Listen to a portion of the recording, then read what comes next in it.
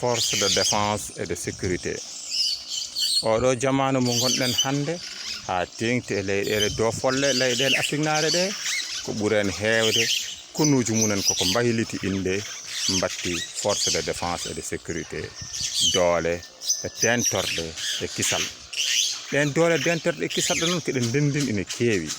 ndeke kala mo ganduɗa ko dadiɗo gonɗo e laamu ko hen jeeya hewɓe noon en donc yitude ɗumen kono koninkoɓe ɓe goni hoore ɓen goni armée o kono ɓenne kadi ene jogui ɓe ganduɗa kadi e nder hen wiyeteɓe militaire e force paramilitaire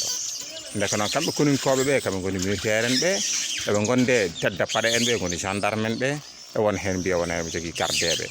kono noon kadi ko noon jarata e fannu goɗɗo tawa toon ɓe gandi ko ndeni ko kisal woni sécurité ma taw toon polisaɓe woni dadiɓe ɓe ma taw toon agent eaux et forêt woni denoɓe kisal ladde ma taw toon renoɓe économie hono douanier woni faggudu ndu